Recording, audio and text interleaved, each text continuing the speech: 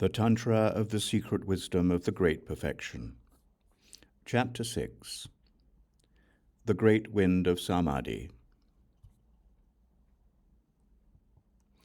Then the King of Secret Wisdom spoke these words. Listen, great Vajrasattva.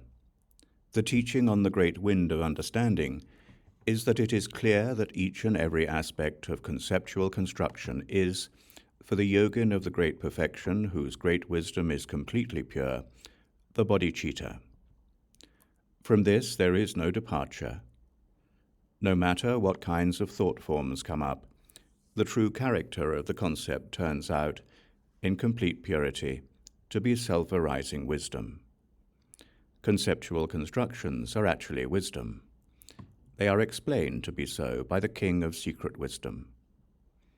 A yogin who understands these things does not, in order to reach attainment, purify or hinder the diverse things that are the Dharmakaya. As in the simile of covering a fire with wood, the many kinds of thought forms are clearly wisdom. The Dharmakaya is designated to be self-liberation. Each and every designation of an object is self-arising wisdom. It is self-appearing. Its true character is wisdom. The mighty one who understands these things does look for indications of this, yet continues to be an embodiment of wisdom. Regardless of what happens, this wisdom is clearly self-awareness. It does not transform into anything else. Hence, one remains pure, even in the realms of symbols. Symbols are not given up here.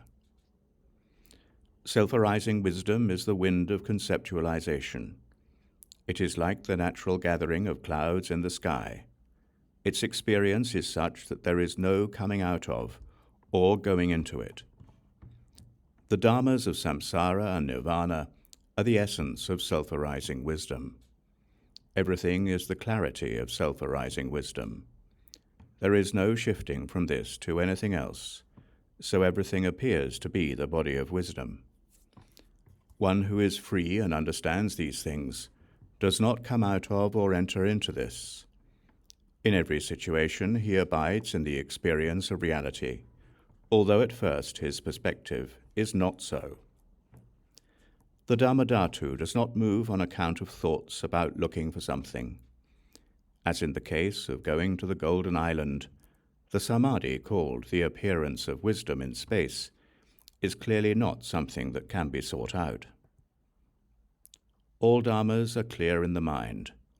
There is nothing at all that does not dwell in space.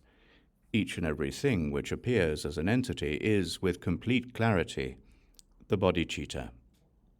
Wisdom is evident without being brought to memory. A wise one has been perfect since before time, without doing or practicing anything. All the material things spoken of in the collected scriptures abide, without exception, in the experience of the bodhicitta. Bodhicitta and wisdom are not separate. All things abide in this dimension. There is nothing whatever on which to meditate as an object. Entities are the appearance of one's own mind, so there is no memory of the appearance of an object. The Dharmakaya is the self-appearing wisdom which is understood without giving up conceptual constructions, so it is not something different from longing for an object. Impulses are generated, and the experience of wisdom is to roam in the space of the objectless mind. This is obscured when these things are not understood. Thus he spoke. From the Tantra of the Secret Wisdom of the Great Perfection, this is the 6th chapter, which teaches the great wind of Samadhi arising in oneself.